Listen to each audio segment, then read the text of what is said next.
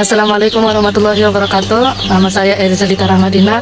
NIM 2021 0101 04027. Mata kuliah pembelajaran IPS DSD atau MI. Di sini saya akan menjelaskan mengenai teori belajar Thorndike, teori belajar Ivan Pavlov, teori belajar Skinner, dan teori belajar konstruktivisme. Baik, teori pertama yaitu teori Thorndike. Edward Lee Thorndike meski secara teknis seorang fungsionalis, namun ia telah membentuk tahapan behaviorisme Rusia dalam versi Amerika. Thorndike mendapat gelar sarjananya dari Wesleyan University di Connecticut pada tahun 1895 dan master dari Harvard pada tahun 1897. Ketika di sana, dia mengikuti kelasnya William James dan mereka pun cepat menjadi akrab.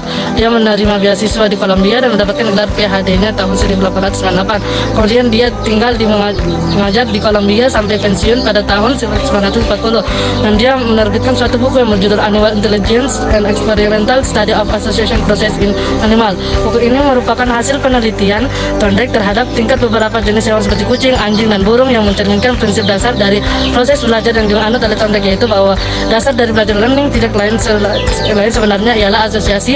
Suatu stimulus akan menimbulkan suatu respon tertentu. Dari usianya dia menempuh 70 tahun, beliau masih membaca hingga 20 jurnal dalam sehari. Teori ketiga yaitu teori belajar Skinner. Skinner memandang sebuah tingkah laku bisa ada dikarenakan suatu proses yang dinamakan belajar. Selain dari proses belajar, ada juga yang dinamakan pengalaman, sehingga tingkah laku manusia dapat terbentuk apabila dilakukan stimulus atau rangsangan yang didapatkan dari lingkungannya. Stimulus sendiri tentunya akan menimbulkan sebuah respon. Hal ini dicontohkan apabila kita sedang lapar dan kemudian disiapkan 2 mangkok nasi, tentu akan kita lakukan adalah memakan nasi tersebut. Dari hal ini kita dapat melihat yang dinamakan respon saat seseorang diberikan rangsangan maupun sebuah stimulus, tentu secara tidak langsung akan menimbulkan sesuatu yang melakukan respon. Di dalam teori kepribadian, Skinner, reinforcement, dan punishment memiliki pengertian panutan yang serupa dengan pemberian hadiah, pujian, juga penghargaan. Misalnya saja waktu positif, setiap nilai rapat anak dengan bagus pasti akan diberikan hadiah berupa penghargaan kepada anak. Sedangkan kalau reinforcement negatif bisa diartikan sebagai hambatan, seperti jika seorang anak mendapatkan nilai yang baik, yang buruk juga akan diberikan hadiah. Dalam teori kepribadian Skinner, reinforcement dan punishment memiliki pengertian panutan yang serupa dengan pemberian hadiah, pujian, juga dan penghargaan. Misalnya jika nilai raport anak baik atau bagus, terus stimulus, kemudian tentunya ada perasaan bahagia, juga akan diberikan hadiah. Jika nilainya buruk, maka reinforcement negatif berupa hukuman fisik yang lebih baik, diberikan tambahan tugas sehingga dia akan takut apabila tugas yang dia kerjakan tidak selesai, pasti akan menambah terus menerus. Adapun beberapa teori behavioristik, diantaranya yang pertama asumsi dasar behavioristik, yang kedua struktur kepribadian behavioristik, yang ketiga dinamika kepribadian behavioristik, dan 4 prinsip behavioristik. Dan terakhir adalah teori konstruktivisme. Teori konstruktivisme salah satu cabang ilmu yang banyak dicari karena berkaitan dengan dunia pendidikan. Banyak sekali pengertian dan tujuan dari penerapan teori konstruktivisme ini.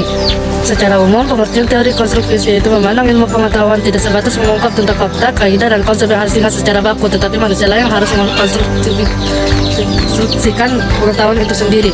Jadi, manusialah yang memberikan nilai sentimental dan menggali ilmu pengetahuan, baik itu lewat kajian, penelitian, ataupun lewat pengalaman. Pertama, Abimanyu.